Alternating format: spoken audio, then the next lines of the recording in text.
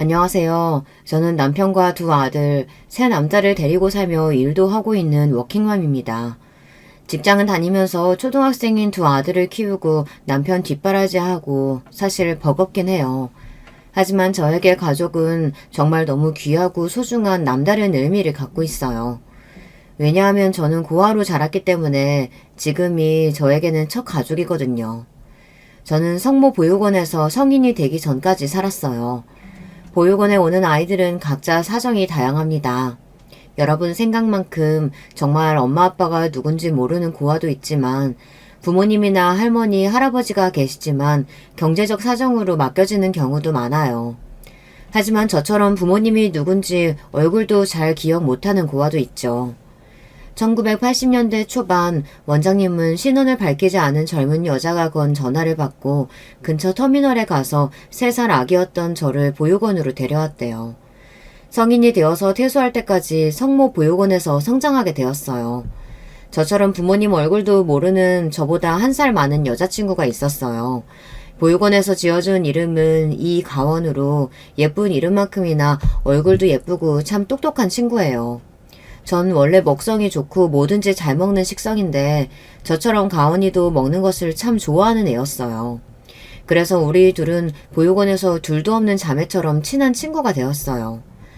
고아원에서는 거의 국 한 가지에 김치랑 장아찌류에 밑반찬 한 가지 정도가 나왔을 거예요. 찬이 부족한 것을 딱하게 여기신 인근 성당 수녀님께서 가끔 보육원에 아주머니들과 와서 일반 가정식으로 상을 차려주셨어요. 계란말이, 오징어 볶음, 제육볶음, 소세지 등등 그때 생애 처음으로 이런 맛있는 반찬들을 먹어본 거죠.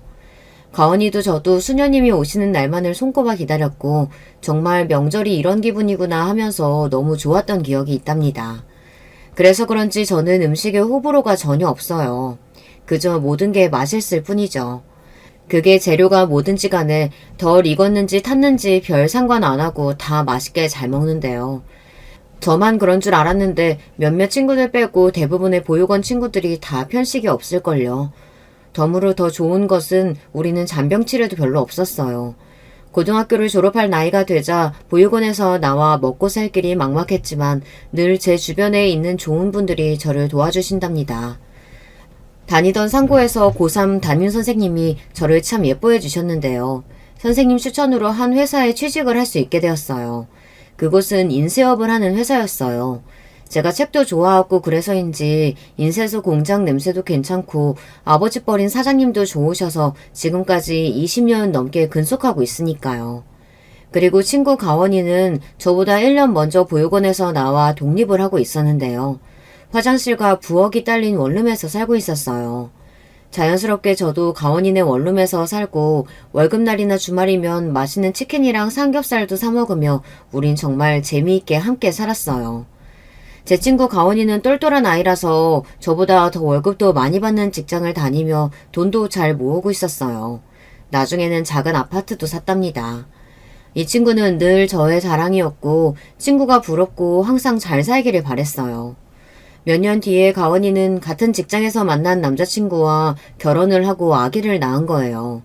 이 기쁜 소식에 한달음에 가원이가 있는 산부인과로 달려갔죠. 가원아, 이게 무슨 기쁜 일이니? 정말 축하해. 순산한 거야? 네가 아기를 낳았다니 세상 이렇게 기쁠 수가 없어. 가원이가 좋아하는 안개꽃 한 다발과 아기 내복을 선물해주며 축하해 주었지만 어쩐 일인지 가원이의 안색이 어두웠어요. 민주야, 정말 고마워. 나 지금까지 다녀간 손님은 다 남편 가족들이었는데 네가 내 첫 가족으로 방문해준 거야. 나 몸은 건강해. 출산도 잘했고. 괜찮은데 자꾸 마음이 쓸쓸하고 내 친엄마는 어떻게 나를 낳고 버릴 생각을 했을까 하는 생각이 너무 우울해지는 거야. 너도 알다시피 난 자격지심도 많고 사람도 잘 믿지 못하고 진짜 내 성격 별로잖아. 사실 나 이랬다. 상대방이 약속을 갑자기 깨면 갑자기 버림받는 느낌이 드는 거야. 이 사람이 나를 하찮게 생각하는구나 라며 화가 일어나. 하지만 그 사람이 떠나갈까봐 절대 내 감정을 표현하지 않지. 그냥 혼자 세상이 무너지는 기분으로 그렇게 사는 것 같아. 근데 무슨 심리책에서 그러더라. 사랑을 받아보지 못한 사람들이 이런다고. 내가 딱 그렇게 사람한테 목매는 사람인데 이런 내가 엄마가 된다고? 내가 우리 아기를 잘 키울 수 있을까? 나 너무 겁이 나. 사랑하는 내 아기가 나처럼 상처 많고 부족한 사람처럼 크지 않아야 할 텐데. 가은이는 슬픔이 차올라서 급기야 흐느끼면서 이렇게 이야기하는 거예요. 친구가 말하는 이야기가 너무 공감돼서 마음이 아파왔습니다. 너가 지금 임신 출산으로 호르몬 변화 때문에 더 그렇게 느껴지는 걸 거야. 내가 볼 때 넌 그런 어두운 면을 극복하기 위해 더 열심히 마음을 다해서 살아왔잖아. 그래서 능력도 쌓고 지금 좋은 남편과 결혼까지 했는데 이제 무슨 걱정이야. 너의 아기는 밝고 긍정적이고 명랑한 성격이 될 거야. 너무 걱정하지 마. 아이들은 부모의 불안을 신기하게도 잘 눈치챈대. 좋은 생각만 해. 그리고 한편으로는 나도 가은이처럼 결혼해서 가정이 생기면 좋겠다고 아기를 낳고 싶다는 마음이 간절해졌어요. 제가 결혼하고 싶은 마음이 간절해질 때쯤 저에게도 인생의 반쪽이 될 사람이 짠하고 나타났답니다. 저는 늘 운이 좋은 사람이라고 입버릇처럼 말하는데 정말 사실이라니까요. 동생들을 보러 원장님을 도와드리기 위해 한 달에 한 번 정도 보육원에 갔어요. 제가 간 날 보육원에 봉사를 와주시는 분들이 와 있었는데 그중 한 남자가 내 동생들을 데리고 뭐라고 이야기를 하고 있더라고요. 전 가까이 가서 들어보았죠. 이 아저씨 이름은 주성재야. 그래서 내 별명이 주성치였잖아. 니네 홍콩 배우 주성치 알아? 아, 모른다고? 여튼 그 배우처럼 이 아저씨도 학창시절에 학교에서 애들 괴롭히는 놈들 내가 혼내주고 복수해줬어. 너네도 괜히 고아라고 주눅들지 말고 어깨 피고 당당하게 살아야 돼. 누가 고아라고 놀리면 가서 코를 확 때려버려. 저기요, 누구신진 모르지만 제 동생들한테 폭력을 가르치시는 거예요? 그리고 요즘에 고아라는 부정적인 단어 안 써요. 괜히 내 동생들한테 허튼 말하는 사람인 줄 알고 저는 그 남자에게 한 소리 했는데요. 오히려 그 남자는 멋쩍어 하면서 밝게 웃었어요. 제가 무식해서 그걸 몰랐네요. 주의하겠습니다. 처음 뵙겠습니다. 전 오늘 봉사하러 온 34살 주성재라고 해요. 그렇게 우리 둘은 같이 아이들 점심 식사를 챙겨주면서 친하게 되었어요. 봉사활동이 끝나고 나오면서 성재 오빠는 저에게 저녁 식사를 대접하고 싶다며 근처 감자탕집으로 데려갔습니다. 감자탕을 먹으면서 전 보육원에서 어떻게 자랐는지 등 사는 이야기를 했어요. 나의 고아 시절 이야기를 듣는 내내 성재 오빠는 저를 똑바로 봐주었고 진지하게 제 이야기를 귀 기울여 들어줬어요. 그리고 한없이 따뜻한 눈빛으로 자신의 이야기를 해주었죠. 민주 너를 처음 봤을 때 너무 밝고 예쁜 친구라서 너도 그 보육원 출신인 줄 까맣게 몰랐었어. 근데 그런 어려운 환경에서도 참 잘 자랐구나. 너만큼 부모님에 대한 애틋함과 그리움을 비할 수는 없겠지만 사실 나도 작년에 아버지가 돌아가셨어. 아주 엄격하고 가부장적인 분이셨는데 젊었을 적 건설에다 다니다가 일은 퇴직을 하고 난 후 지인들과 호프집을 창업했다가 2년 만에 말아먹었지. 그때 충격 때문이셨을까? 가난 판정을 받으시고는 3년도 채 못 사시고 돌아가셨어. 난 아직도 우리 아버지가 그립거든. 성재 오빠와 저는 서로가 더욱 가깝게 느껴졌고 보면 볼수록 성재 오빠가 괜찮은 사람이라는 생각이 들었어요. 그리고 우리는 연인이 되었고 다음 해에 결혼까지 하게 되었답니다. 제가 정말 원하던 가정을 갖게 된 거예요. 우리 시모는 많이 알뜰하시다는 점 빼고는 특이한 것 없는 평범한 분이세요. 예전에 없이 사셔서 절약하는 습관이 몸에 배이셨을 뿐인 거죠. 엄마, 이제 우리 집도 살만해요. 변기에 용변 보고 물은 바로바로 내립시다. 아직도 남이 본 소변 위로 내가 볼일을 봐야 하냐고. 이놈아, 그래도 있을 때 아껴야 하는 거야. 물 내리는 수도세는 누가 준다고 하디? 작은 것부터 아껴야 부자가 되는 법. 그리고 내가 니들 키우면서 학원비나 책값 아끼는 거 봤어? 다 이 애미 덕에 그렇게 니들이 성공한 거야. 시모는 이렇게 아들 둘을 대학까지 잘 보내고 키워낸 것에 자랑스러워 하셨어요. 사실 처음 결혼할 때에는 제가 고아원 출신이라는 것을 시모는 염려하셨죠. 결혼하고 나서 제가 남편에게 잘하고 시모에게 살갑게 굴고 챙겨드리는 모습을 보고 이내 저에게 마음을 여섰죠. 지금은 만나는 사람들마다 우리 첫째 며느리 잘 들였다고 자랑하시면서 엄마처럼 저를 위해주세요. 엄마의 손길을 느껴본 적 없이 자란 저를 애처롭게 생각하신 시모는 그 빈자리를 대신 채워주셨어요. 결혼한 첫 해 겨울 독감에 걸려서 꼼짝 못하고 집에서 앓고 있는데 우리 집에 시모가 찾아오셨어요. 회사에 간 남편을 대신해서 얘 얼굴 좀 봐라. 뭐 먹기는 했다니? 하시고는 전복죽을 끓여서 주시고 저를 병원에 데려가 주셨죠. 어머님의 간호덕에 5일 만에 다 나았는데 곰국이랑 인삼 달인물을 챙겨주시면서 건강 잘 챙기라고 말씀해 주시고 저는 정말 감동했어요. 이렇게 좋으신 시모에게 평생 충성하기로 마음먹었죠. 부모 없이 자랐지만 이렇게 따뜻하고 좋은 시모가 생기다니 역시 저는 행운아예요. 그런가 하면 시댁의 동서는 제가 좀 무서워하고 불편해하는 사람입니다.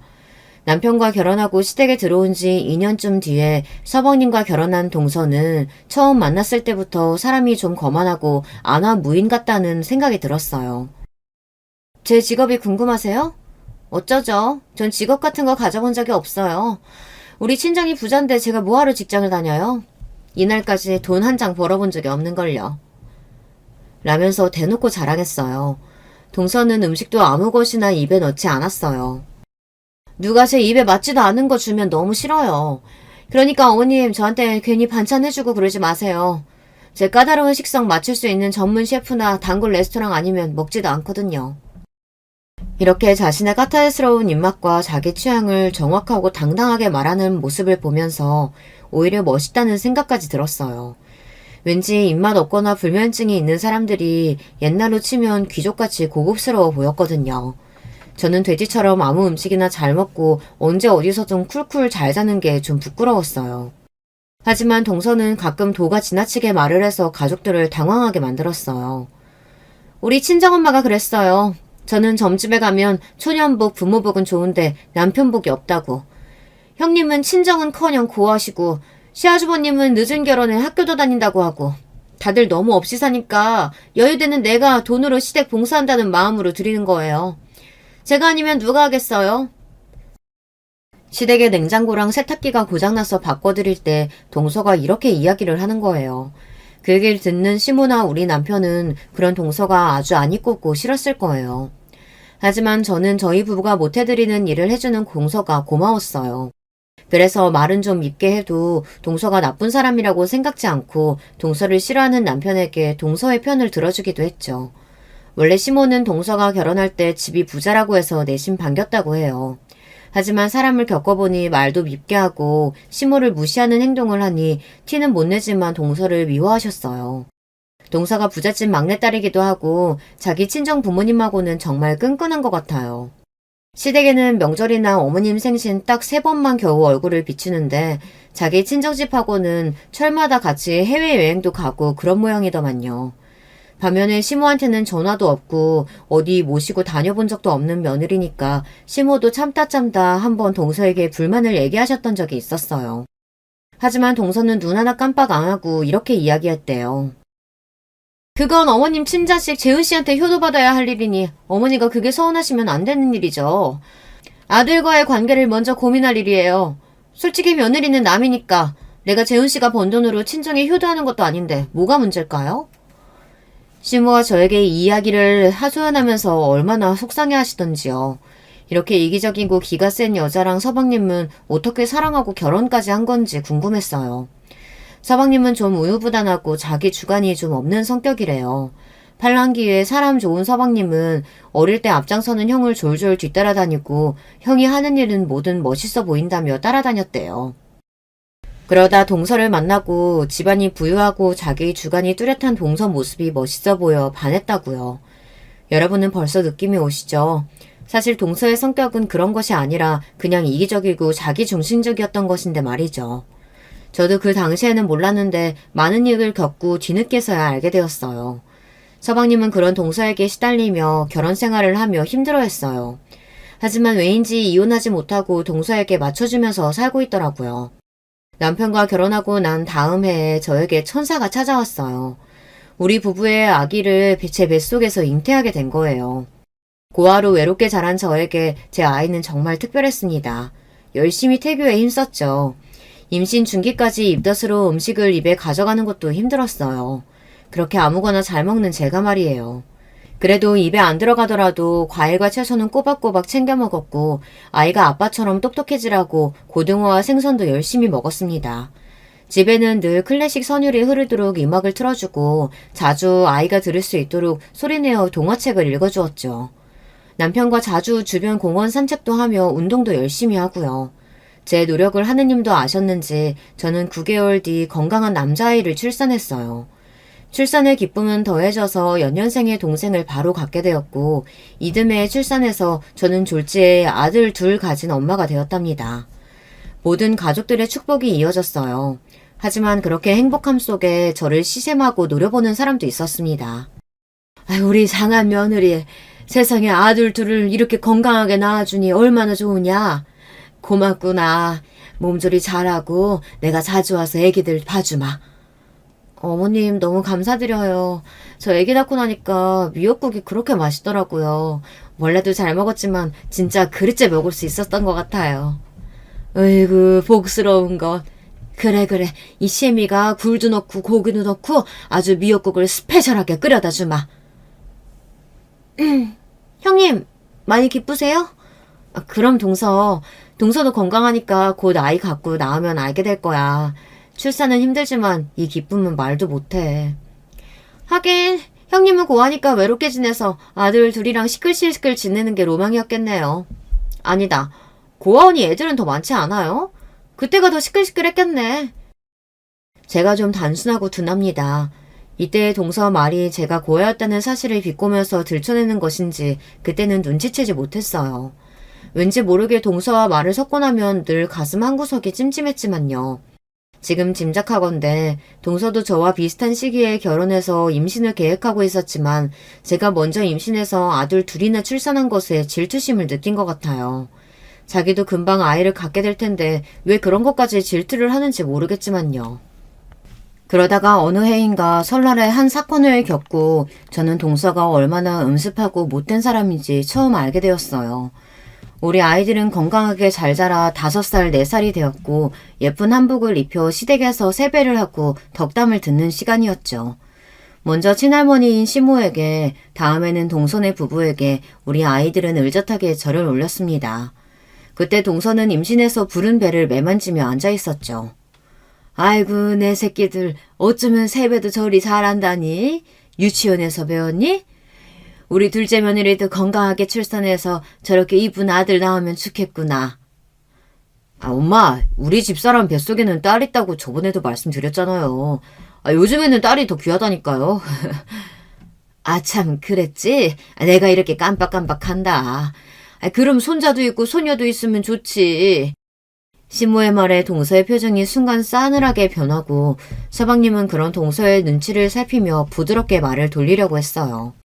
동서는 입을 삐죽 내밀더니 세배하고 덕담을 기다리는 우리 아이들에게 봉투를 주며 말했습니다. 얘들아, 새해 복 많이 받아라. 너희 엄마는 고하니까 너희들이 너무 소중할 거야. 그런 엄마 마음을 생각해서 효도해야 한다. 고아? 엄마, 고아가 뭐예요? 아들 윤재는 처음 듣는 단어가 궁금해서 큰 목소리로 저에게 물었어요. 동서는 또 제가 고아라는 사실을 대놓고 이야기했어요. 그것도 아직 어린 우리 아이들 앞에서 말이죠. 남편은 동서의 실언에 참을 수 없다는 듯 한 소리 했습니다. 재수씨, 아이들 앞에서 할 말 못할 말 좀 가립시다. 고아가 흠도 아니지만 아직 개념도 없는 아이들한테 덕담할 때 할 이야기는 아니지 않습니까? 괜히 제가 고아라는 이야기로 집안 분위기가 험악해지는 것을 원치 않았어요. 여보, 동서가 나쁜 의도로 한 이야기는 아닐 거예요. 화내지 말아요. 그리고 우리 애들도 외가댁이 없다는 사실은 아니까 이번 기회에 잘 설명해 주는 것이 좋겠어요. 그리고 무슨 영문인지 모르겠다는 듯이 눈을 동그랗게 뜬 내 아이들의 눈높이로 내려앉아서 저는 차근차근 설명을 해주었어요. 사실 엄마는 어릴 때 엄마 아빠가 없이 자랐어. 그리고 그런 사람을 고아라고 한단다. 엄마가 고아였기 때문에 지금 엄마가 이상한 사람이야? 아니면 맛있는 요리를 윤재 윤우한테 못해줘? 아니, 우리 엄마가 유치원에서 제일 예쁘고 착해. 그리고 음식도 최고로 맛있게 해주는데? 거봐, 엄마한테 부모님이 안 계셨어도 엄마는 우리 아들들에게 최고의 요리사고 엄마가 되었어. 그래서 고아여도 얼마든지 훌륭하게 클 수 있단다. 주변에 혹시 고아이거나 엄마 아빠가 없는 친구들이 있어도 나쁘게 생각하면 안 돼. 제 말에 우리 윤재는 저를 꼭 안아주었습니다. 엄마, 걱정 마세요. 우리 유치원에 아빠랑 사는 세빈이도 있는데 걔 그림 진짜 잘 그려. 친구들이 걔 얼마나 부러워하는데. 엄마는 엄마 아빠 없어서 쓸쓸했지. 우리랑 아빠가 있으니까 이제 쓸쓸하지 마요. 내가 할머니 할아버지처럼 잘해줄게요. 6살인 우리 윤재가 이렇게 저를 따뜻하게 오히려 위로해주는 거예요. 심성이 바르고 잘 큰 우리 아이들에게 너무 고마워서 눈물을 흘릴 뻔했습니다. 그렇게 잘 마무리된 일로 끝났지만 전 동서에게 서운한 마음이 들기 시작했습니다. 아무리 그래도 어린 우리 아이들 앞에서 제가 고아라는 말을 꼭 해야 했던 걸까요? 그리고 동서는 유통기한이 지난 햄이나 상한 생선이나 반찬을 선물이랍시고 주었어요. 처음에는 동서가 상한 건지 모르고 줬겠지 하고 아무 말 없이 쓰레기로 버렸습니다. 하지만 이 얘기를 들은 제 친구 가원이는 말했어요. 이 곰탱아, 내가 네 동서 조심하랬지. 걔 일부러 너한테 그러는 거야. 아니, 왜? 동서가 왜 일부러 나한테 상한 음식을 주는 건데? 널 고을 타먹이는 거지 뭐야. 못되고 삐뚤어진 애들이 괴롭히는 수법이잖아. 학교 다닐 때 깡패같이 애들한테 장난치고 괴롭히는 애들이 상한 우유 먹였던 거 몰라? 설마 했지만 한두 번도 아니고 여러 차례나 그런 것을 보내오는 동서가 의심되기 시작해서 거절하기로 했어요. 아니나 다를까 추석 명절에 시댁에서 만난 동서는 검은 봉다리 하나를 내미는 겁니다. 형님, 이거 이번에 우리 친정에서 보내주신 보리굴비인데 이런 거 못 드셔보셨죠? 마음은 고마운데 나 동서 선물 그만 받을게. 아니 왜요? 형님 생각해서 일부러 챙겨온 건데? 사실 선물의 정성을 봐서 동서한테 말은 안 했는데 몇 년 동안 나한테 준 음식들이 죄다 못 먹는 거였어. 지난번 햄 세트는 유통기한이 지났고 생선 같은 것들은 상해서 냄새도 나서 하나도 못 먹고 버려야 했거든. 동서도 모르고 그랬겠지만 그냥 서로 안 받는 게 좋을 것 같아서 솔직하게 이야기하는 거야.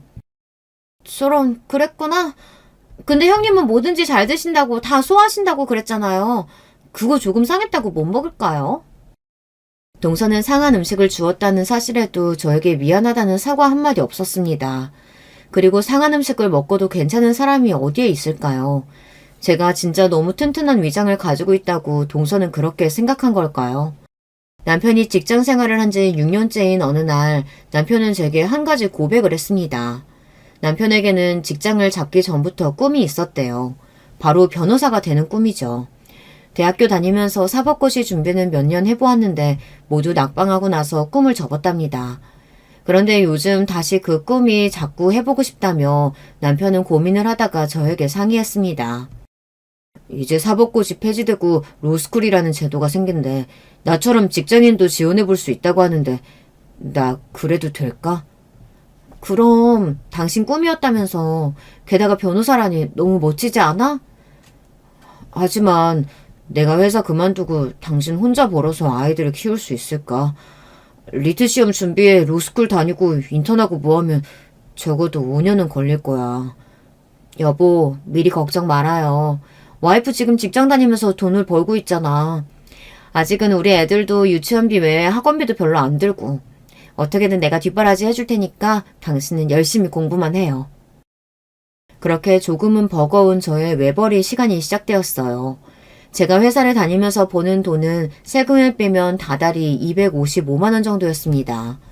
그 돈으로 내 식구 식비며 공과금, 애들 유치원비 등 내기 빠듯했죠.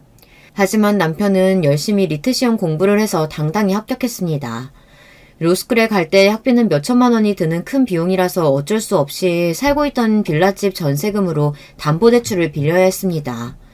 이렇게 큰 돈을 빌려보기는 처음이라서 은행에서 직원과 대출 서류를 작성하는데도 손이 덜덜 떨리더라고요. 오죽하면 은행 직원이 제게 물도 가져다 주고 사탕도 권하면서 고객님 이거 드시면서 천천히 작성해 주셔도 돼요. 원래 대출이 처음 받을 때는 세상 무섭답니다. 이렇게 저를 신경 써주더라니까요. 금전적으로 빠듯한 형편에도 우리 애들이 어디 아픈 데 없이 건강하고 밝게 자라주었고 남편도 법학대학원을 잘 다니고 있어서 저는 매일 힘이 났어요. 남편은 3년의 대학원에 졸업시험까지 좋은 성적으로 패스하고 졸업하였습니다. 그리고 대기업의 법무팀에 인턴 자리를 따내었어요. 남편의 뒷바라지를 한 지 거의 5년 만의 일이었습니다. 여보, 당신 정말 열심히 공부하더라. 결국은 해냈군요. 이건 다 당신 덕분이야. 나 이제 변호사로 제대로 일해보려고. 그리고 당신한테 평생 충성할게. 남편은 기업체 법무팀의 인턴으로 월급을 받아오기 시작했고 인턴을 끝내고서는 서초동에 사무실을 개업했습니다. 물론 아직 우리에게는 담보대출이 남아있었고 남편이 개업하면서 더 대출을 받을 빚쟁이 신세였지만 앞으로 밝은 미래가 보이잖아요. 정말 행복했습니다. 이렇게 멋진 가족과 함께 살고 그들을 부양해온 제 자신이 자랑스러웠어요. 남편은 변호사로서 열심히 일했습니다. 우리 남편은 조금 특이한 변호사였죠. 대부분의 변호사들은 인턴 생활을 마치고 대형 로펌에 취직하는 것이 목표예요. 하지만 남편은 규모가 좀 있는 로펌에서 오라는 제의를 받고도 거절하고 본인 스스로 사무실을 열었습니다. 그 이유가 무엇인지 아세요? 난 내가 하고 싶은 소송을 맡을 거야. 돈을 쫓아서 흉악범들이나 아동추행범들 변호 맡는 그런 인생을 살고 싶진 않아. 우리 남편은 정의감에 사는 남자예요. 그래서 그런 남편의 뜻을 믿고 전 남편이 하자는 대로 따라주었습니다. 우리 남편이 변호사가 되면 그간의 대출금도 바로 갚고 드라마 속의 변호사처럼 정장을 멋있게 차려입고 돈도 많이 벌 줄 알았어요. 그렇지만 우리 남편은 돈은 안 되지만 정말 도움이 필요한 의뢰인을 맡아서 사건의 승소에도 큰 돈을 벌지는 못했습니다. 하지만 제가 함께 벌면 되니까요. 우리 남편이 대학원 신분에서 벗어나 돈을 버는 것만으로도 감사했습니다. 우리 부부는 맞벌이로 돈을 벌고 초등학교에 들어간 아이들을 키우며 행복하게 잘 살고 있었어요. 이제 더 이상 외롭지도 않고 행복함만이 가득할 거라고 저는 생각했죠. 하지만 전 세상 모든 사람이 착하고 좋을 거라는 말도 안 되는 착각 속에 살고 있었던 거예요. 제 바로 근처에는 제 상처를 노리고 후벼팔 기회만 노리는 승냥이 같은 인간이 있었어요. 그리고 그 인간과 제대로 맞붙게 되는 사건이 벌어지고야 말았습니다. 어느 날 신나는 소식을 남편이 알려왔어요. 남편이 변호를 맡았던 사건이 재판에서 승소해서 의뢰인이 너무 감사하다면서 자기네 식당으로 와달라고 했습니다. 그날 저녁에 남편은 시모에게 한우를 쏘겠다고 말씀드렸지만 시모는 이미 중요한 약속이 있으시다고 해서 우리 가족은 식당에 갔습니다.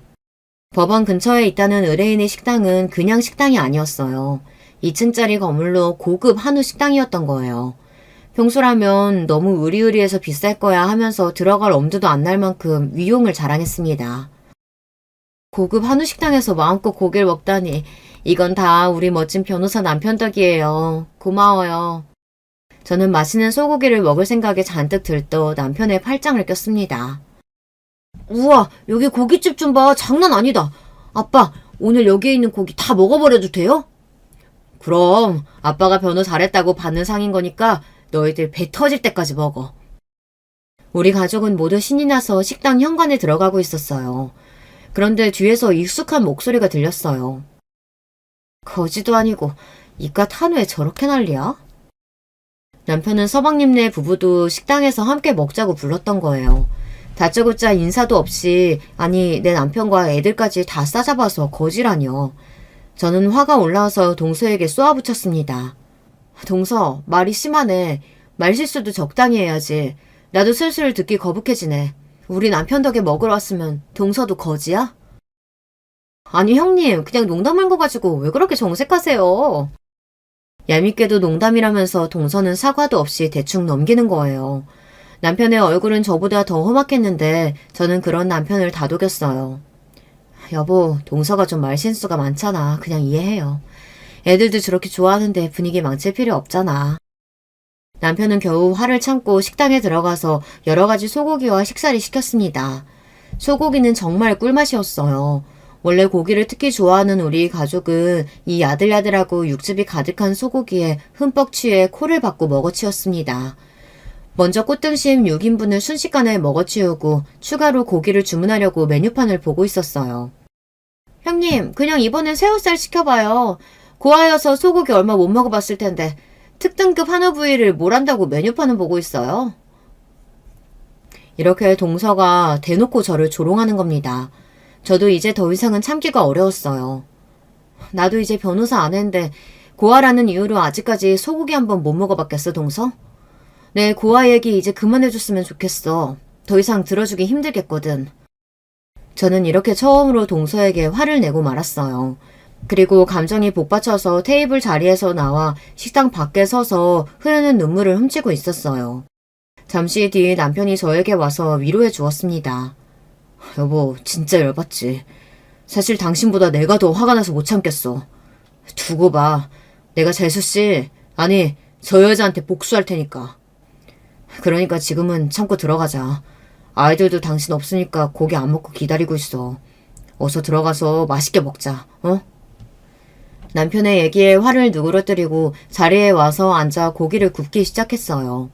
하지만 이게 어떻게 된 일인지 꿀떡꿀떡 넘어가던 고기의 맛은 아까와 달랐습니다. 아마 동서의 말에 감정이 상해서 식욕까지 잃어버렸나 봐요. 이런 경험이 낯선 저는 그동안 동서 때문에 얼마나 상처를 받았는지 그때서야 깨닫게 되었어요. 저 정말 미련하죠. 그저 열심히 고기나 구우면서 몇 점 먹지도 못했습니다. 하지만 그런 저와 달리 동서는 정말 고기를 와구와구 먹어치우더군요. 술도 같이 마셔가면서 맛있게 말이죠. 그런 동서가 진짜 얄미웠습니다. 그렇게 식구들 모두 거하게 잘 먹고 집에 가려는데 동서는 굳이 운전대를 잡아야겠다고 하는 겁니다. 저는 집에 돌아갈 때 운전을 해야 해서 술을 마시지 않았지만 동서와 남편들은 맥주 3병과 소주 2병을 마신 상태였거든요. 동서, 음주운전은 위험해. 서방님, 동서 좀 말려보세요. 아유, 얘 버릇 또 도졌네. 얘가 술만 마시면 이래요. 그냥 냅두세요. 아주 쇠고집이라서 못 말린다니까요. 이렇게 서방님은 동서의 음주운전이 익숙하다는 듯 대수롭지 않게 반응했습니다. 전 너무 걱정이 돼서 한 번 더 말리려고 할 때 남편은 제 어깨를 툭툭 쳤습니다. 하지 마. 말리지 말아봐. 어? 왜요? 당신이 변호사니까 좀 말려봐요. 아니, 내가 저거 된통 당하게 할 테니까. 어디 내 아내를 욕보여? 집까짓게 뭐라고. 그동안 자기 괴롭힌 거 생각하면 내가 언제 한번 제대로 복수해주겠다 싶었는데 오늘이 네 제삿날이다. 이렇게 이야기하면서 재미있다는 듯이 빙글빙글 웃는 거예요. 그런 남편이 좀 두려웠지만 남편의 계획이 무엇인지 그때는 알지 못했기에 잠자코 있었어요. 동서가 운전하고 조수석에 서방님이 탄 차는 부웅 하고 떠났고 그 모습을 본 남편은 서둘러 누군가에게 전화를 걸었습니다.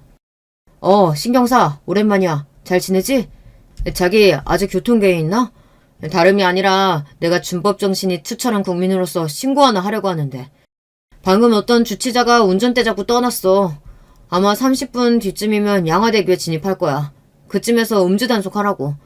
분명 혈중 농도 수치 높을 테니까 꼭이다. 참고로 차 번호판은 13누0000.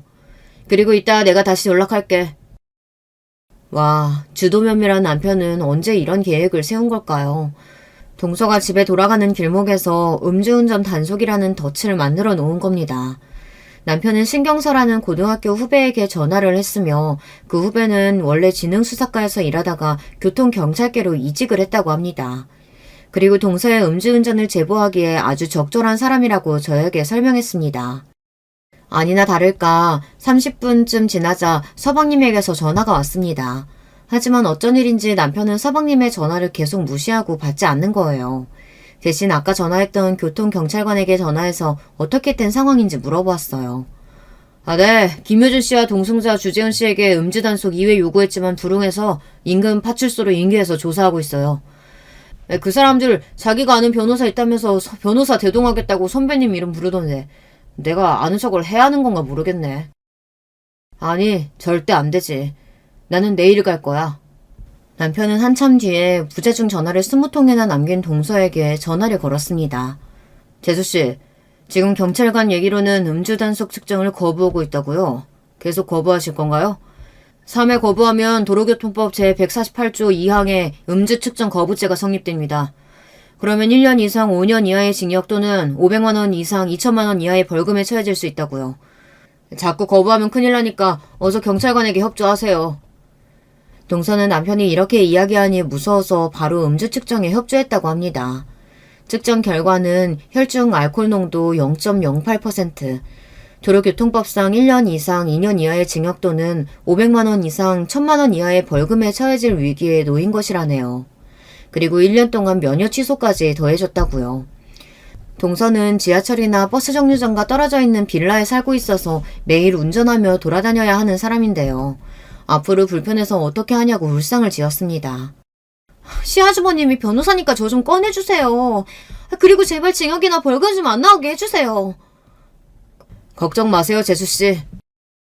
이렇게 싱긋 웃으면서 동서에게 답하는 남편을 보면 그 속에 너 좀 죽어봐라 하고 모두 자신이 꾸민 계략이란 것을 까맣게 모를 겁니다. 동서는.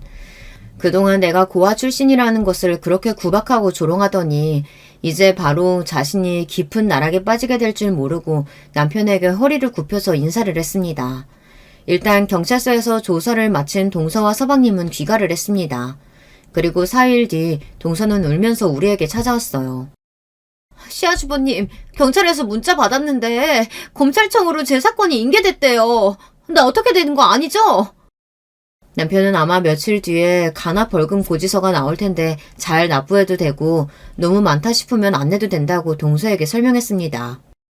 그 벌금이 중요한 것도 아니고 검찰 민원실에다가 벌금이 너무 많으니 정식 재판 신청했다고 당당하게 말하세요.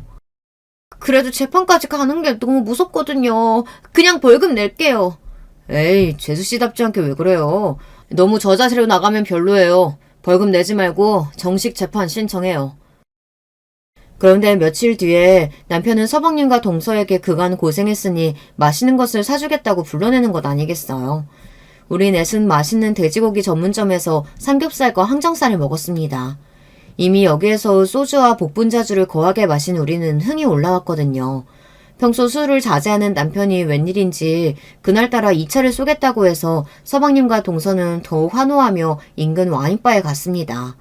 술이 거하게 오르자 한동안 잠잠하던 동서는 다시 저에게 특유의 비릿한 미소를 보이며 저를 괴롭히기 시작했어요. 내가 중학교 때 딱 형님같이 생겨먹은 애가 있었는데 내가 어떻게 할게요? 쉬는 시간마다 불러내서 머리카락이나 눈썹 라이터로 태우고 빵 셔틀 시켰어요. 그렇게 3년 괴롭혀도 전 학교 잘만 다녔어요. 왠 줄 아세요? 걔도 편부모 가정이고 없이 살아서 기댈 데가 없었거든요. 재력도 있고 학부모 회장까지 한 우리 엄마가 있는데 선생들은 내가 일진놀이 하는 거 눈치채고 있다 한들 딱히 나를 어쩌진 못하더라고요. 걔는 내가 시키는 거 뭐든지 다 했는데 형님 보면 자꾸 걔가 떠올라서 어떡해요? 역시 동서가 독해 보이고 못돼 먹은 짓을 하는 것은 다 그런 과거가 있었기 때문이었어요. 중학교 시절부터 일진놀이를 하는 썩은 인성녀였던 거죠. 그 이야기를 들은 저는 너무 화가 나서 나가버렸고 남편은 그런 저를 급히 뒤따라왔어요. 자기야, 괜찮아? 정말 저 나쁜 년을 어떻게 하지? 여보, 나 당신한테 부탁할게. 저렇게 못되고 나쁜 동서 나 절대 용서 못하겠어. 꼭 심판 받게 해야 돼. 무슨 방법 없을까? 제 사정을 듣던 남편은 잠시 생각하더니 그럼 나만 믿고 기다려줄 수 있지? 일단 집에 가서 쉬고 있어. 사실 동서가 있는 그 술자리에 다시 가고 싶지도 않았어요. 저는 택시를 잡아타고 집으로 향했습니다. 그간 동서에게 당한 수모, 그동안 내가 느꼈던 거북함과 불쾌했던 기억이 자꾸만 떠올라서 잠을 이루지 못했습니다. 한편 우리 남편은 지금 무엇을 할까 궁금해졌어요. 그렇게 남편을 기다리며 집에 있는데 이윽고 남편이 돌아왔어요. 자기야, 어떻게 됐어? 동서도 못된 년 어떻게 할 건지 설명 좀 해줘봐, 응? 전 너무 궁금해서 미칠 지경이었지만 남편은 모든 일이 다 이루어진 뒤에 한꺼번에 설명해주겠다고만 했어요. 그리고 정말 얼마 뒤 동서에게는 큰 사단이 벌어지고 말았습니다. 그제서야 남편은 저에게 동서에게 벌어진 일들을 차근히 설명해 주었어요. 제가 와인바에서 떠나고 난 뒤 남편은 아무렇지 않은 얼굴을 하며 서방님과 동서에게 다가갔습니다. 우리 집사람이 속이 안 좋다고 먼저 집에 가겠다고 하네. 어차피 우리 여보는 술도 잘 못 마시니까 우리끼리 거하게 어때? 서방님과 동서는 신나서 와인을 2병이나 더 시키고 정말 퍼붓고 마셨다고 합니다. 남편은 특히 동서에게 친한 척하고 그 비율을 맞춰주며 술을 엄청 먹였다고 해요. 동서는 그야말로 인사불성의 사태가 되었다고 합니다. 급기야 서방님과 동서는 술집 테이블에 얼굴을 받고 잠이 들고 말았대요. 그 모습을 본 남편은 신경사에게 전화를 걸어 와인바가 있는 서초동 인근에 교통경찰 몇몇을 보내 음주 단속을 시켜달라고 말했습니다. 남편은 동서에게 두 번째 덫을 놓고야 만 거죠. 남편은 동서를 깨웠습니다. 재수씨 일어나요. 동생 놈은 완전 깔라네. 얜 지정신으로 못 가. 재수씨는 괜찮죠? 이 정도로 집에 못 갈 여자 아니잖아. 당연하지. 내가 어떤 사람인데 이 정도 와인에 쓰러질 줄 알아? 나 스스로 멀쩡하게 집에 갈 거니까 걱정 마요. 동서는 혀가 잔뜩 꼬부라져서 상가 주차장으로 갔고 그 뒤에 남편이 서방님의 팔을 어깨에 메고 부축해서 동서의 차로 데려다 주었습니다. 아니나 다를까 동서는 자연스럽게 운전석에 앉았고 그런 동서를 본 남편은 안도하며 서방님을 뒷좌석에 눕혀 차문을 닫았습니다. 재수씨 술 마셨는데 운전할 수 있어? 못하겠으면 내가 해주고. 아 진짜 짜증나게 괜찮다고 몇 번을 말해. 내가 운전을 레이스급으로 잘한다고. 오늘 잘 마셨고 다음엔 내가 쏠게. 들어가요. 이러고 차문을 쾅 닫고 부릉하고 거센 속력으로 차를 출발시켰다고 합니다. 그렇게 멀어지는 동서의 차를 노려보며 남편은 넌 이대로 내가 놓은 덫에 걸린 거다. 이번에는 가볍게 안 끝날 거다. 이렇게 중얼거렸다고 해요. 남편의 예상은 적중했습니다. 와인바가 있는 곳에서 불과 200m 거리의 대로변에서 도로교통경찰관들은 음주 측정 단속을 하고 있었고 동서는 꼼짝없이 그곳에서 덜미를 잡힌 것이죠. 게다가 그 양아치 같은 여자는 음주 단속을 하는 모습을 보고 차를 내몰아 도주까지 하려고 했답니다. 하지만 어차피 그 경찰관님들은 남편의 제보를 받고 동서 차의 번호까지 알고 동서를 기다렸는걸요. 동서의 차를 따로잡아 바로 체포해서 결국 경찰서로 잡혀갔다는 것입니다. 경찰관이 음주 측정을 해보니 동서의 혈중 알코올 농도는 0.1%로 정말 높은 수치가 나왔어요. 그대로 동서는 철장 신세가 되어버렸고 음주운전 2번 걸린 데다가 무면허 운전까지 이번에는 저번처럼 간단히 벌금형이 나오지 않을 거라고 남편은 이야기했습니다. 동서는 남편에게 납작 엎드려서 싹싹 빌었어요. 시아주버님, 저 이번에는 진짜 큰일 날 것 같아요. 경찰들도 저번하고는 태도가 달라요. 저한테 한 달 전에 약식 기소돼서 벌금도 안 내고 괘씸죄가 추가될 거라고. 이번에는 진짜 징역 갈 마음 단단히 먹으라고 하던데요. 저 진짜 감옥 가야 돼요? 아이, 재수씨가 감옥을 왜 가요. 나만 믿고 재판 진행합시다. 이번에는 아마 검사가 재수씨한테 징역형 기소하겠지만 내가 변호사잖아요. 내가 도와줄 테니까 걱정하지 마요. 우리 남편이 진심으로 도와준다면 안심할 수 있었을 테죠. 하지만 이것은 모두 내 남편의 복수궁임을 동서는 몰랐던 거예요. 동서는 남편이 알아서 다 처리해 줄 것을 믿고 평소와 같이 살았어요. 음주운전에 대해 반성하기는커녕 똑같이 신나게 운전하고 여기저기 놀러다닌걸요. 사람 고쳐 쓰는 거 아니라더니 동서는 평생 그렇게 음주운전을 할 사람이에요. 하지만 얼마 지나지 않아 동서는 청천벽력 같은 일을 당하고 맙니다. 남편이 동서의 변호를 포기하겠다고 나선 것이죠. 한참 재판 중이고 곧 판결이 날 시기였는데 아마 동서는 기가 막혔을 겁니다. 시아주버님, 이제 와서 그게 무슨 말이에요? 자기만 믿으라면서 왜 갑자기 수임을 포기한다는 거예요? 판사가 로펌 변호사가 3, 4촌이면 원칙적으로 처리하지 않는 거라면서 변호사 재배당을 요청했어요. 형사소송법상 재수씨는 내가 대리할 수 있는 친족범이긴 한데 10년 전부터 재판부에서 사촌이 넘는 먼 친척일 경우에도 담당 변호는 하지 않는 것이 바람직하다고. 뭐 어쩔 수 없네요. 재수씨 사건 변호사는 내가 다른 사람 알아보고 다시 심리 받아야 할 거예요. 남편의 도움이 절실히 필요한 순간에 남편은 변호를 멈추었고 동서는 손도 제대로 쓰지 못하고 음주운전 사건에 대한 재판 결과를 받게 되었어요. 피고인 김유진 씨는 누범기간 법정 최고구간에 속하는 매우 높은 혈중 알코올 농도 상태에서 음주운전을 했다. 게다가 바로 한 달 전 음주운전으로 벌금형에 대해 자발적으로 벌금도 내지 않고 무면허 상태에서 또 무면허 운전까지 한 만큼 반성의 태도가 보이지 않아 실형 선고를 내린다. 이렇게 판시를 했습니다. 결국 동서는 징역 1년과 벌금 100만 원을 선고받게 되었어요. 일진의 과거를 갖고도 가정환경이 불우한 사람들을 무시하고 조롱한 결과라고 생각했습니다. 동서는 억울하다면서 우리 남편을 찾아왔어요. 이게 다 당신 때문이야. 변호사라는 작자가 그런 실수를 해? 아, 이제 부디 네 와이프 때문에 나 일부러 엿먹이려고 그런 거지? 잘도 알고 있네. 네가 한 짓 뜰 때문에 그렇게 되었던 건 설명 안 해도 되겠지? 그리고 남 탓하지 마. 네가 음주운전해서 그렇게 된 거야. 이번만 걸렸을 뿐이지 너같이 술 먹고 운전대 남는 것들은 살인죄로 처벌받아야 한다고. 웃기지 마. 우리 신정에서 내가 감옥 가게 그냥 둘 줄 알아? 너보다 훨씬 잘 나가는 대형 로펌 변호사 선임해서 항소할 거야. 내가 이대로 당할 줄 알아? 화가 나서 들이받는 동서의 모습은 흡사 도깨비와 같았습니다. 자신의 한 잘못을 반성하고 용서를 구하기를 바라는 것은 무리인가 봐요.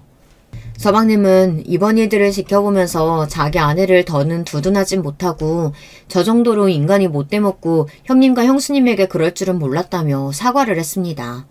그리고 아이들이 닮을까봐 무섭다며 감옥에 다녀온 엄마를 어떻게 자기 자식을 키우게 두겠냐면서 동서와의 이혼을 생각하고 있었습니다.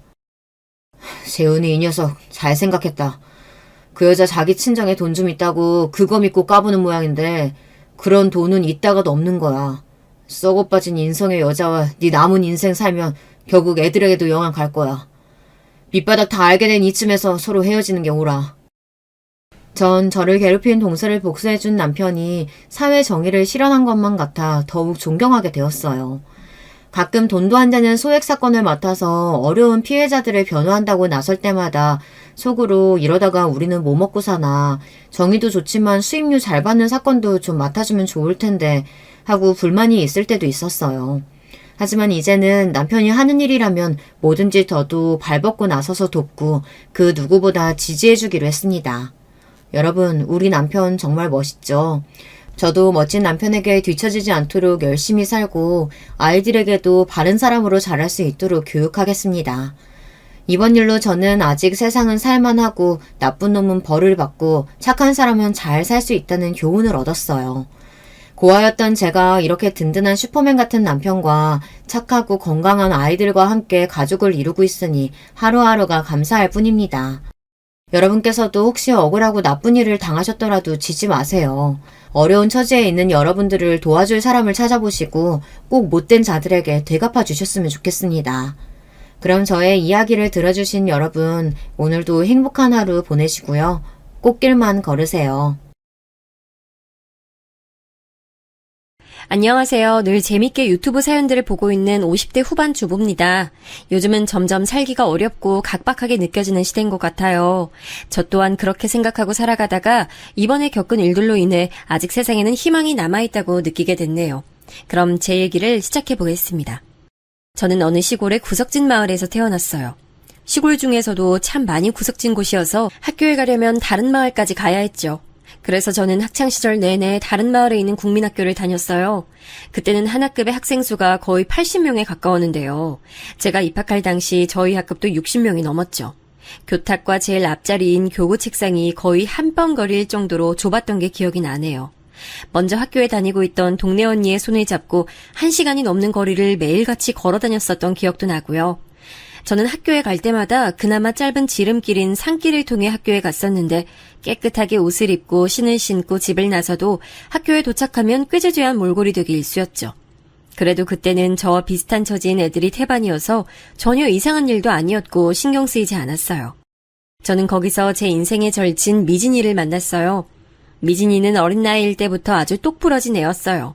게다가 워낙 화통한 성격이어서 여장부라는 별명도 있었죠. 덕분에 어떤 장난꾸러기 같은 남자아이라도 미진이를 건드리지 못했어요.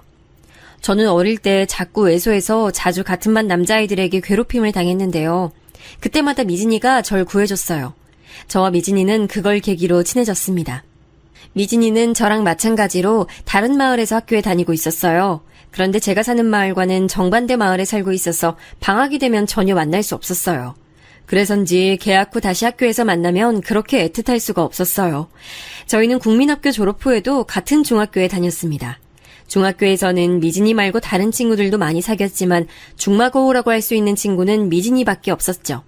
마음이 맞는 든든한 친구와 함께 학교에 다니니 학교 생활은 무서울 것도 어려울 것도 없었어요. 그런데 중학교 졸업이 얼마 남지 않은 날 미진이가 제게 진지하게 말하더군요. 영수가, 너 나랑 같이 서울 가지 않을래? 서울?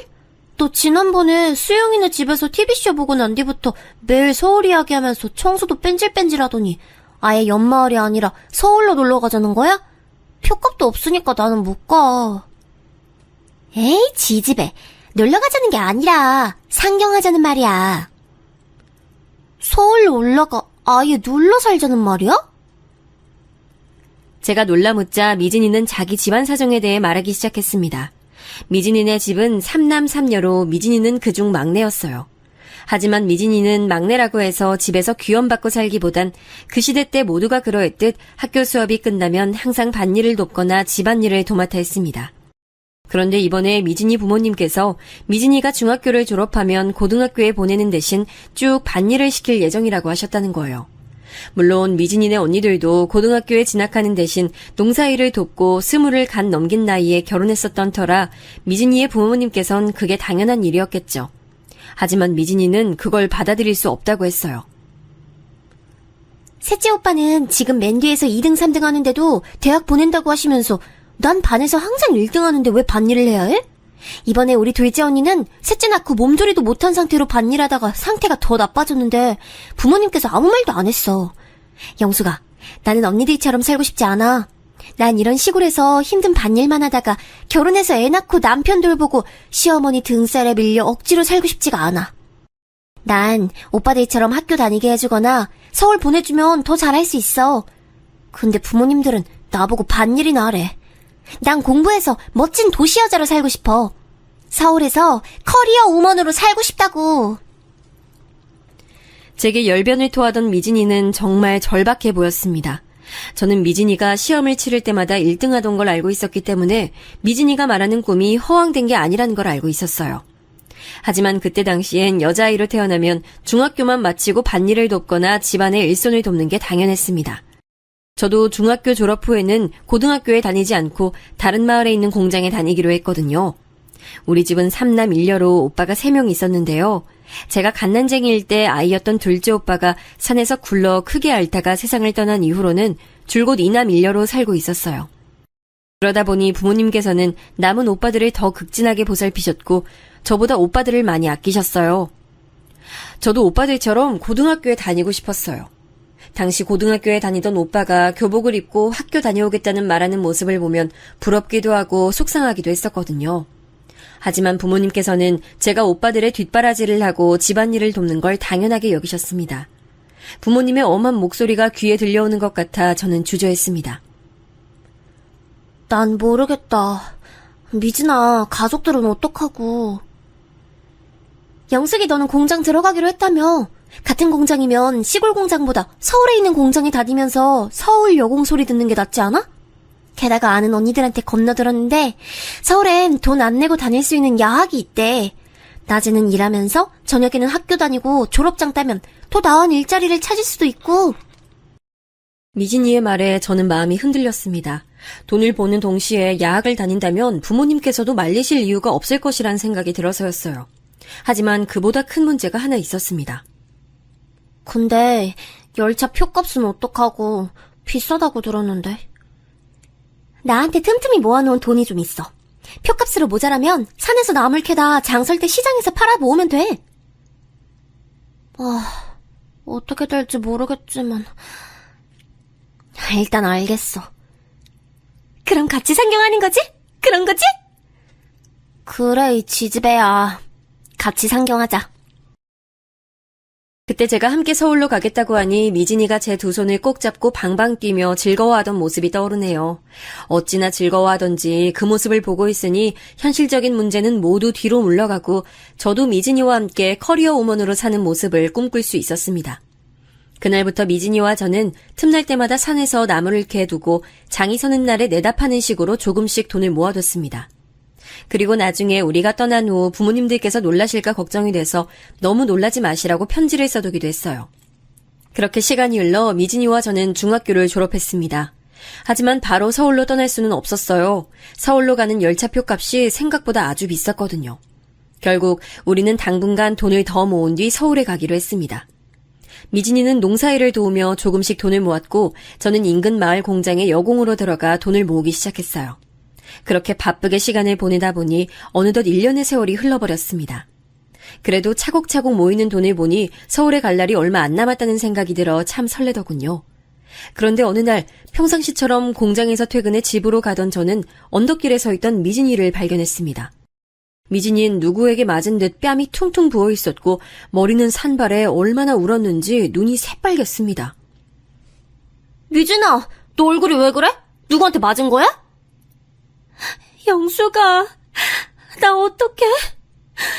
나 다음 주에 결혼한대. 제가 들은 미진이의 말은 충격적이었습니다. 미진이의 부모님께서 이야기 한번 하지 않으시고 인근 마을의 40대 남자에게 미진이를 시집 보낼 예정이라는 겁니다. 그것도 바로 다음 주의 말이에요. 부모님 말씀을 들은 미진이는 당연히 얼굴도 본 적 없는 아저씨와 결혼하기 싫다고 난장을 부렸고요. 거기에 미진이 아버지는 막내딸 기를 죽인답시고 뺨을 때리고 어디 성한 곳 하나 없을 정도로 몸 구석구석 몽둥이 찜질을 했다는 겁니다. 미진이는 제게 이야기를 하는 동안 내내 부은 눈덩이를 손등으로 문질러가며 엉엉 울었습니다. 어떻게 돈 좀 있다고 날 40대 아저씨한테 시집을 보내려고 해. 내 부모님이지만 나 정말로 부모님을 이해할 수가 없어, 영수가. 저는 바로 다음 주에 미진이가 얼굴 한 번 안 본 남자에게 시집을 가야 한다는 얘기를 듣자 마음이 급해졌습니다. 원래라면 조금 더 돈을 모아야 했지만 시간이 없다고 생각이 들더군요. 저는 미진이의 손을 꼭 잡고 말했습니다. 미진이, 너 지금 집으로 들어가면 붙잡혀서 못 나올 수도 있어. 그러니까 오늘은 우리 집에서 자고 내일 같이 서울로 떠나자. 오늘 너희 집에서 잤다간 너까지 부모님께 뭐라 한 소리 들을 거야. 그럼 우리 계획 다 물거품 될지도 몰라. 오늘은 이대로 돌아가고 내일 내가 짐 들고 틈을 봐서 우리 다니던 중학교 근처로 나올게. 새벽 일찍 나올 테니까 그때 만나. 저는 미진이가 너무 걱정됐지만 어쩔 수 없어서 알겠다고 했습니다. 미진이와 헤어진 잠깐 사이 내내 초조한 마음이 들더군요. 저는 가족들이 전부 잠든 사이에 짐을 다 싸놓고 편지를 베개 밑에 둔 다음 새벽이 되길 기다렸습니다. 그리고 드디어 어스름한 새벽에 저는 집을 나와 미진이를 만나러 갔습니다. 얼마나 일찍 나와 기다리고 있었던 건지 미진이의 머릿수건에는 새벽 이슬이 매달려 있더군요. 우리는 서로를 보자마자 말없이 함께 걷기 시작했습니다. 열차를 타기 위해서 역까지 가야 했는데 거리가 한참 멀어 부지런히 걸어야 했거든요. 해가 뜨고 거리를 걷는 사람들의 수가 늘어나는 게 느껴졌지만 우린 열차 하나만 생각하고 걸었습니다. 혹시라도 부모님들께서 쫓아오시진 않을까 무서움에 뒤도 몇 번씩 돌아보기도 했습니다. 그렇게 열심히 걷다 보니 아침 첫 차 시간에 맞춰 열차역에 도착할 수 있었어요. 열차를 타려는 사람들이 표를 사기 위해 길게 줄을 서는 걸 보고 저랑 미진이도 같이 줄을 섰죠. 줄이 점점 줄어들고 미진이와 제가 표를 살 차례가 됐습니다. 그런데 표 2장 값을 확인해 보니 정말 말도 안 되게 아주 조금 표값이 모자란 거예요. 그동안 저는 공장에 다니면서 번 돈의 대부분을 부모님과 오빠들에게 드렸는데 그 때문인지 제가 모은 돈이 특별히 더 부족했던 것 같더라고요. 미진이와 저 2사람 중 딱 1명만 열차에 탈 수 있다는 걸 알게 된 후 저는 울먹이는 미진이의 손을 잡고 말했습니다. 미진아, 네가 먼저 서울로 올라가. 말도 안 돼. 내가 너 없이 어떻게 혼자 서울로 가? 갈 수 있어. 내가 얼른 돈 더 벌어서 따라가면 되잖아. 그러니까 이 돈도 받아. 그리고 서울 가서 먼저 정착해. 못 받아. 네가 얼마나 힘들게 모은 돈인데. 너 지금 아니면 너네 부모님 쫓아와서 모르는 아저씨랑 결혼시키려고 난리칠 텐데 가만히 잡혀서 결혼할 셈이야? 받아, 어서. 제가 미진이의 손에 돈을 억지로 쥐어주자 미진이는 두 눈에 눈물을 그렁그렁 매단 채 돈을 받아들었습니다. 뒤에 있던 사람들이 왜 이렇게 오래 걸리냐고 소리쳤던 탓에 저는 옆자리로 빠져서 미진이가 표 사는 모습을 지켜봤습니다. 미진이는 표를 손에 꽉 쥐고 계속 눈물을 흘렸습니다. 저는 미진이의 팔에 팔짱을 끼고는 열차 앞까지 걸어가며 이런저런 이야기를 했습니다. 미진아, 서울 가면 눈 뜨고 코 베인다더라. 그러니까 모르는 사람은 여자든 남자든 다 조심해야 돼. 그리고 멋진 커리어 우먼 되면 나 잊지 말고. 내가 나중에 서울 올라가면 꼭 아는 체 해야 된다. 알았지? 지집애, 내가 널 어떻게 잊어. 저는 그날 미진이가 무사히 열차에 올라타 앉는 것까지 지켜봤습니다. 창가 좌석에 앉아 제게 손을 흔드는 미진이에게 저도 마찬가지로 손을 흔들어주고 난 뒤 전 다시 집으로 돌아갔습니다. 아니나 다를까 우리 집에선 난리가 났더군요. 그날 편지를 보고 무슨 상경이냐 이야기하던 부모님께 맞기도 많이 맞았어요. 저는 미진이가 서울로 떠난 이후 계속 인근 마을의 공장에서 여공으로 일했습니다. 그리고 얼른 미진이를 따라가야지 생각하며 받은 임금에서 꼬박꼬박 얼마씩 떼어내 저축도 했죠. 그런데 시간이 지날수록 조금씩 두려움이 생겼습니다. 옆에서 가족들이 여자 혼자 서울에 가면 얼마나 무서운 일을 당할 수 있는지 하도 울려댔기 때문이었어요. 그런 이야기를 들으니 미진이가 너무도 걱정되더군요. 혹시나 미진이에게 무슨 일이 생긴 건 아닌지, 어떻게 나한테 편지 한 번을 안 붙이는지 속상한 마음도 있었고요. 결국 저는 몇 년 동안 서울에 올라가지 못하고 고향에서 성년을 맞이했습니다. 공장에서 실력자로 인정받아 표를 살 수 있을 정도로 돈도 많이 모았지만 저는 계속 고향에서 뭉그적거렸습니다. 미진이의 생사 안부도 모르고 연락도 끊어져 서울에 관한 생각이 조금 꺾인 탓이었죠. 그런데 성인이 되고 얼마 지나지 않아 부모님께서 공장에서 돌아온 저를 앉혀놓고 이야기를 하시는 게 아니겠어요? 영수가, 너도 이제 성인 됐으니까 시집가야 하지 않겠니? 이대로 시기 놓치면 금세 노처녀 될 텐데 그건 안 될 말이고. 그래서 우리가 열심히 짝을 찾아봤어. 짝이요?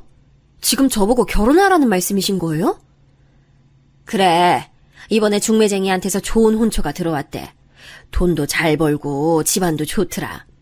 나이 많은 게 조금 흠이지만 너야 마음 맞는 남자도 없으니까 그냥 만나봐도 나쁘지 않은 것 같은데 어때? 그분 이름이 뭔데요? 저는 설마 하는 마음에 부모님께 상대 남자의 이름을 물었습니다. 그런데 이럴 수가, 남자의 이름이 미진이네 부모님께서 미진이와 결혼시키려고 했던 남자와 같은 겁니다. 충격을 금치 못했어요. 몇 년 동안 미진이를 따라서 서울로 간다는 생각만 하고 계속 뭉그적거린 여파가 절 이렇게 만든 거라는 생각이 들었습니다. 엄마, 전 그분과 결혼하고 싶지 않아요. 네가 아직 만나본 적이 없어 그래. 만나면 생각 달라질 수도 있어. 남녀 사이 일은 직접 겪어봐야 하지 않겠니? 싫어요. 그 남자 미진이네 부모님이 미진이랑 결혼시키려고 했던 남자잖아요. 뭐라고?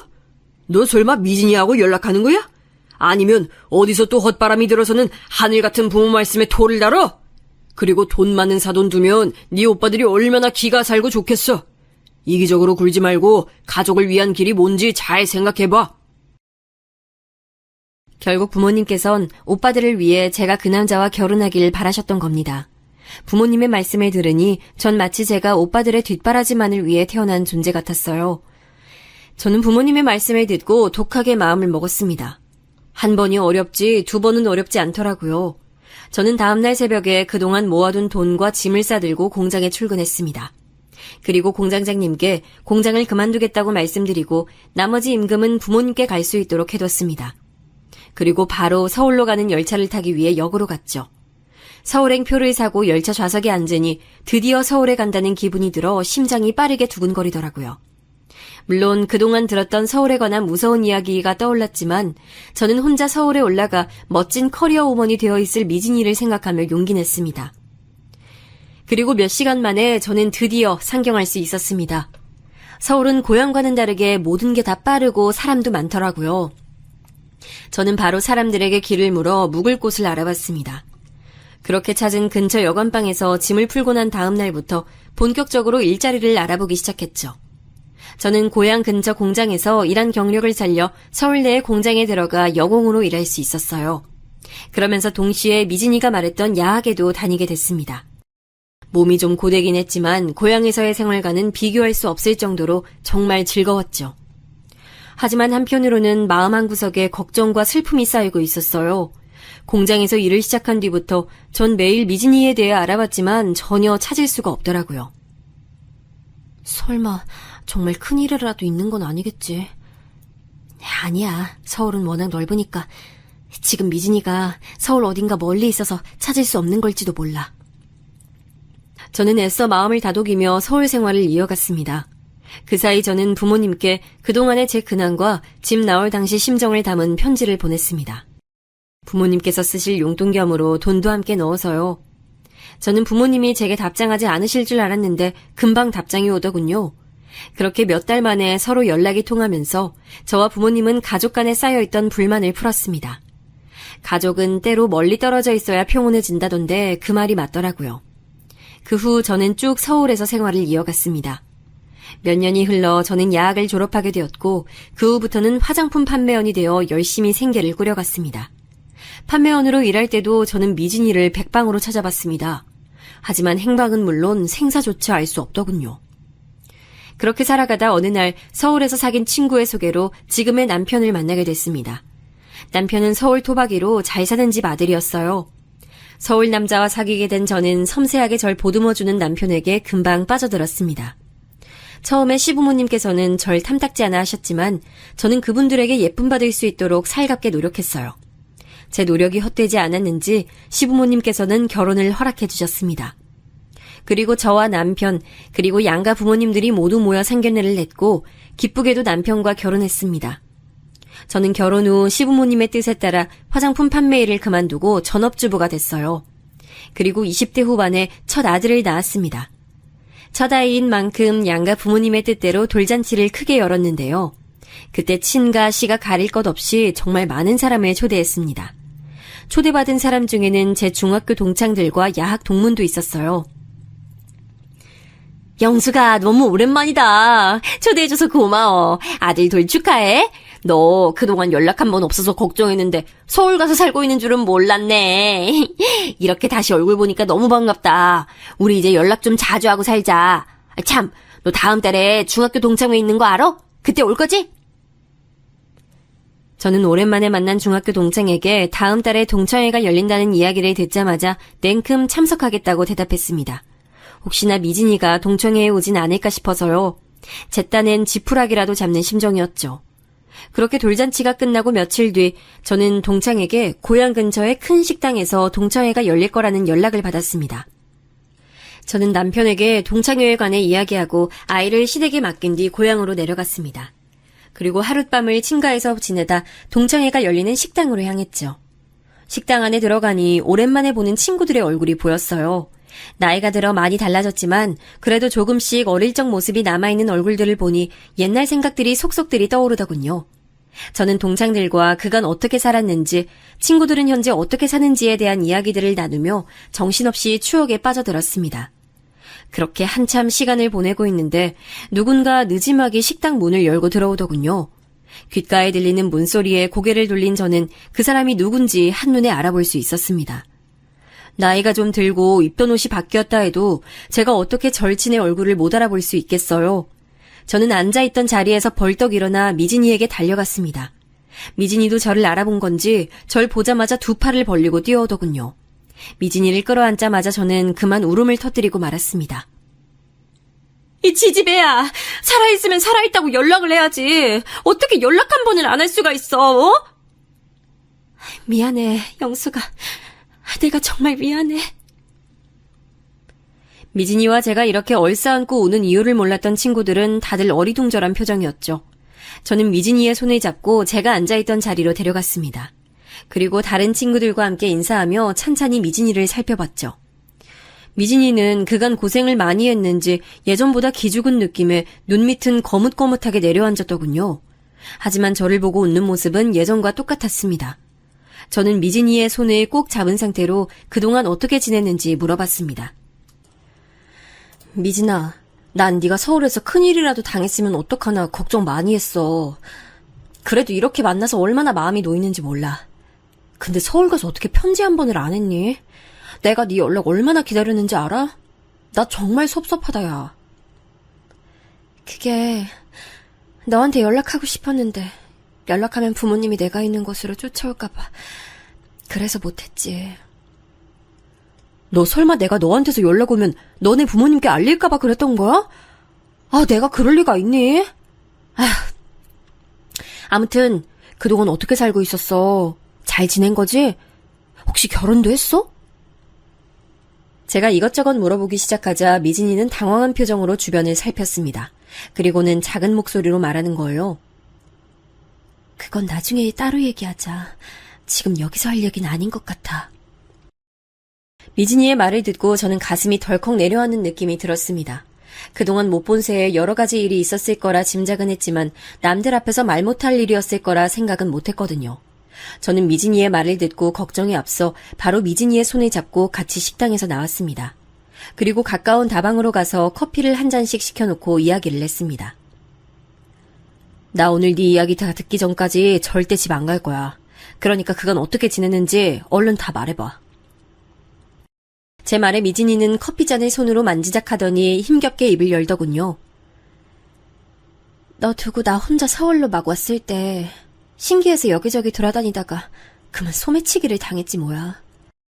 그래서 짐도 돈도 없는 상태에서 무작정 아무 식당에 가서 나 좀 써달라고 구걸해서 일자리를 얻었어. 그러다 야학도 다녔는데 거기서 전남편 만나서 딸 하나 낳았지. 저는 미진이에게 딸이 있다는 얘기를 듣고 놀랐지만 더욱 놀란 건 미진이의 입에서 나온 전남편이라는 호칭이었어요. 그동안 미진이는 야학을 졸업한 뒤 전남편과 조촐하게 결혼식을 올리고 살았다고 해요. 그런데 미진이를 탐탁지 않아 하던 시모가 미진이를 많이 괴롭혔다더군요. 게다가 미진이는 자신의 가정사에 관해 묻는 시모에게 부모가 없다고 거짓말을 해버렸대요. 그래서 시모가 미진이를 고아라 생각하고 더 안 입고 했답니다. 게다가 미진이가 첫 자식으로 딸을 낳자 더더욱 구박이 심해졌다고 해요. 나중에 가서는 집안일로 하나하나 트집 잡는 건 물론이고 미진이와 미진이 딸한테까지 손찌검을 했는데 미진이의 전남편은 그걸 그냥 두고 보고만 있었답니다.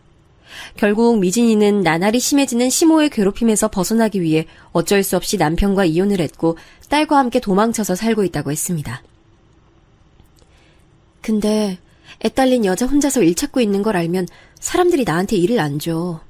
일을 구해도 며칠 만에 잘라버리고 또 일자리는 찾아도 잘 안 구해지고 지금은 간신히 식모일 구해서 입에 풀칠은 하는데 기저귀 값은 아예 생각도 못할 정도야. 그렇게 말하며 한숨을 내쉬는 미진이의 얼굴은 푸석하기 그지없었습니다. 어렸을 때는 진주처럼 반질반질하던 얼굴이 모진 풍파에 다 다른 것 같았어요. 어릴 적에 커리어 우먼을 꿈꾸던 친구가 이렇게 변한 걸 보자 저는 너무 속이 상하고 가슴이 미어지듯 아팠습니다. 그간 정말 고생 많았구나.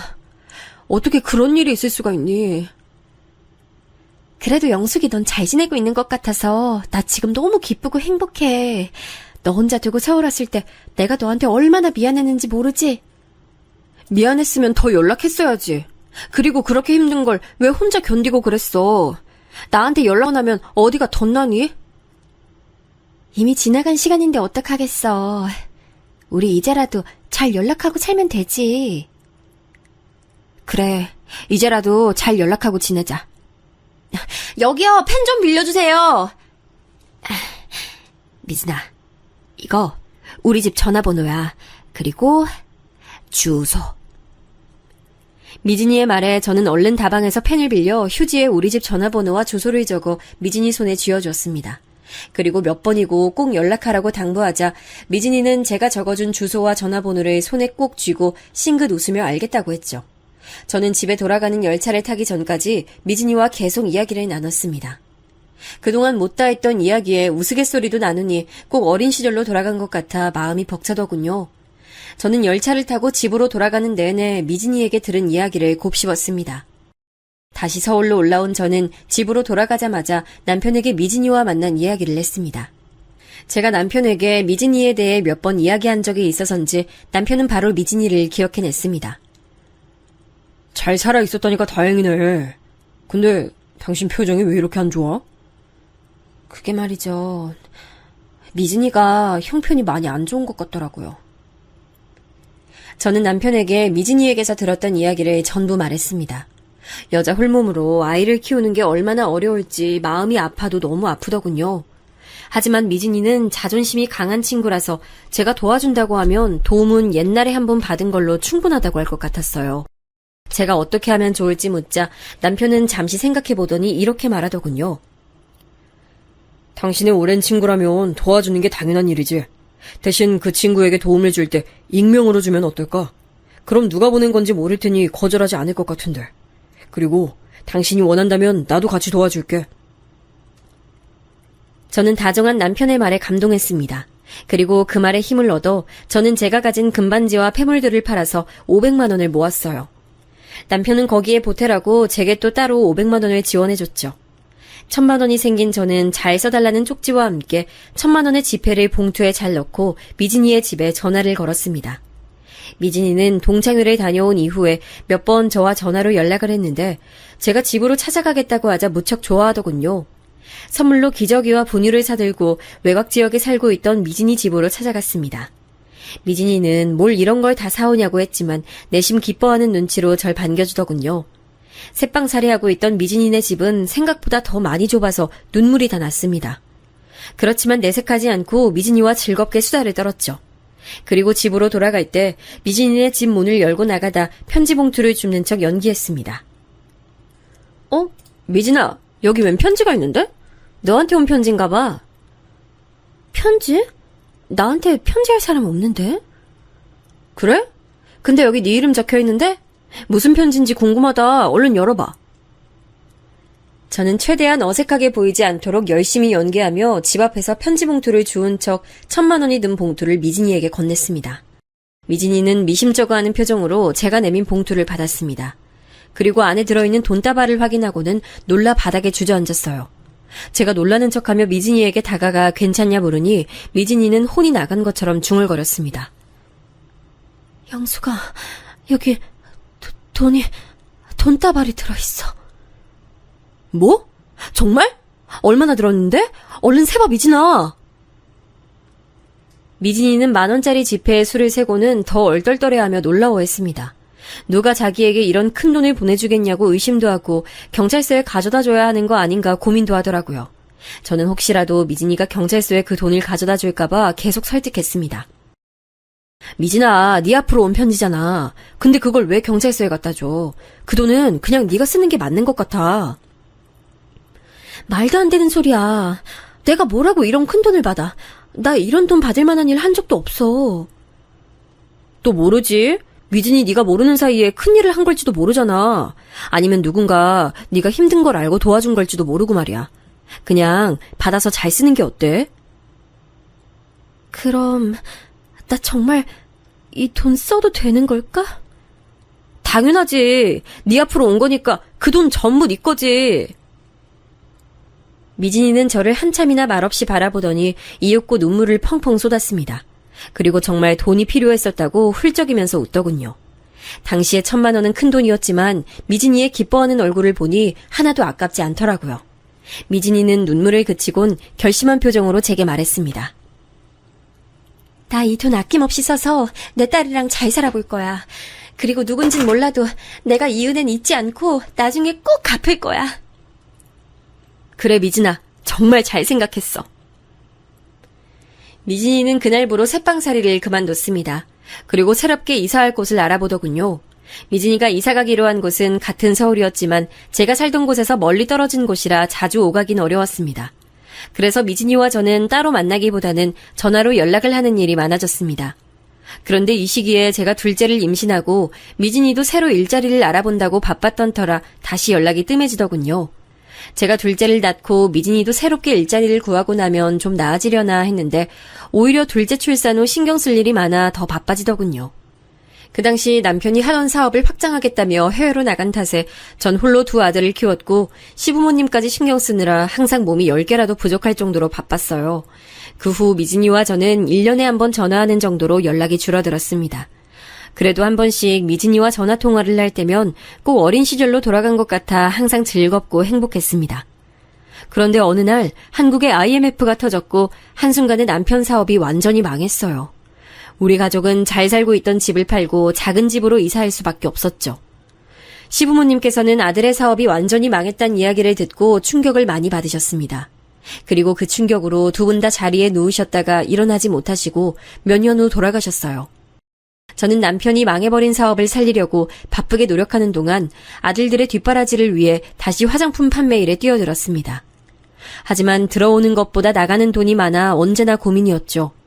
그런데 설상가상으로 남편이 친구의 부탁을 못 이기고 보증을 서줬다는 걸 뒤늦게 알고 말았어요. 여보, 보증이라뇨? 보증 절대 안 돼요. 그 녀석 내 제일 오래된 친구야. 그런 친구가 정말 힘들다고 도와달라는데 어떻게 안 도와줘. 그러다 친구가 도망이라도 가면요. 그땐 어떡하라고요? 그렇게 걱정 안 해도 돼. 그 친구 얼마나 의리 있는 녀석인데 날 봐서라도 절대 도망가지 않을 거야. 하지만 남편의 바람과는 다르게 남편의 친구는 남편이 보증을 서준 뒤 빚을 갚는 대신 그대로 잠적해버렸습니다. 우리는 사업도 망했는데 하루아침에 남편 친구의 빚까지 전부 떠안게 된 거죠. 남편은 친구 대신 빚을 갚느라 평일엔 택시기사로 일하고 주말엔 공사판에 나가 일했습니다. 돈이 되는 일이라면 하루에도 2가지, 3가지씩 일을 해야 했습니다. 저도 낮에는 화장품을 판매하고 저녁엔 집에서 부업을 하며 돈을 벌었어요. 하지만 빚을 다 갚기에는 버는 돈이 턱없이 부족했습니다. 자식들 번듯하게 직장 잡고 살게 하려면 어떻게든 대학교에 보내야 하는데 등록금을 알아보니 금액이 상당해 걱정이 이만저만이 아니었죠. 저는 화장품 판매와 부업으로 들어오는 돈을 아껴 일부는 빚을 갚고 남은 돈은 생활자금으로 쓰고 있었습니다. 하지만 생활은 더욱 쪼들릴 뿐이었어요. 그래서 저는 부끄럽지만 조금이라도 돈을 빌려줄 사람을 찾아 이곳저곳에 연락을 돌렸습니다. 근데 돈이라는 것은 오래된 친구 사이도 갈라서게 만드는 것이더군요. 제가 돈을 빌리려고 전화 연락을 돌리자 그간 제가 친한 사이라고 생각했던 친구들로부터 모든 연락이 끊긴 겁니다. 그땐 정말 창피하고 수치스러웠어요. 그때 저보다 더한 배신을 겪은 남편은 보증을 서준 친구가 도망간 일에 충격을 받아 마시지도 않던 술을 자주 마시기 시작했죠. 아침에 일어나자마자 술을 마시고 저녁에도 잠들기 전까지 술을 마시는 겁니다. 공사판에서 허리를 다쳤을 때는 술을 더 마시더군요. 그때를 기점으로 남편은 아예 온종일 술만 마시게 됐습니다. 저는 기운내라고 하며 어떻게든 같이 이겨내보자고 했지만 의지가 꺾인 남편은 우울증까지 걸렸습니다. 이렇게까지 되니 생각나는 사람은 딱 한 사람뿐이더군요. 바로 미진이었어요. 저는 미진이에게 전화할지 말지 많이 고민했습니다. 남편의 사업이 망한 뒤부터 너무 정신없이 살아서 미루고 미루다 결국 10년 동안 미진이와 연락 한 통을 제대로 못했었거든요. 그런데 10년 만에 전화해서 한다는 말이 돈 좀 빌려달라는 말이라면 어떻게 들리겠어요? 저는 너무 염치도 없고 부끄러워서 차마 미진이에게 전화할 수가 없었습니다. 그날 이후로 저는 다른 누구에게도 연락하지 않고 묵묵히 제 일을 하며 살았습니다. 가끔 아들들의 앞날을 생각하면 눈앞이 캄캄했지만 어쩔 수 없는 일이었죠. 그러던 어느 날 밤 일에 지쳐 잠시 이불에 누워 있었는데 미진이 생각이 나더군요. 잘 지내고 있을까 생각하던 차에 갑자기 핸드폰이 울렸습니다. 핸드폰 화면을 확인해 보니 전화한 사람이 바로 미진이었어요. 저는 깜짝 놀라 서둘러 전화를 받았어요. 여보세요? 영수가, 나 미진이야. 그동안 잘 지냈어? 저는 미진이의 목소리를 듣고 정말 놀랐습니다. 어떻게 미진이를 생각하는 순간 이렇게 전화가 온 걸까요? 신기한 우연에 놀란 저는 뒤늦게 미진이에게 인사했습니다. 미진아, 오랜만이야. 그럼 잘 지냈지? 목소리 오랜만에 듣는다. 무슨 일 있어? 무슨 일 있기는 난 잘 지내고 있었지. 그보다 영수가, 너 다른 사람들한테 돈 빌려달라고 전화했다면서 중학교 동창 양이가 말해주더라. 저는 미진이의 말에 너무 부끄러워서 전화를 끊고 싶었습니다. 저와 연락을 끊은 많은 사람처럼 내 하나뿐인 절친에게도 결국 버림받는구나 싶어 눈물이 나더군요. 저는 애써 떨리는 목소리를 감추며 미진이에게 말했습니다. 맞아. 남편 사업 망한 뒤에 남편이 보증까지 잘못 써서 빚이 많아졌거든. 그래서 돈 좀 빌리려고 연락했더니 다들 거절하고 연락을 끊더라. 너 혹시 내가 너한테 돈 빌려달라고 연락할까봐 미리 선수 쳐서 전화한 거야? 그런 거라면 걱정하지 마. 그런 말 안 할 거니까. 그게 무슨 소리야, 이 지지배야. 그리고 왜 그런 말 안 한다는 건데? 오히려 나한텐 그런 말 해야 하는 거 아니야? 뭐? 그게 무슨 말이야?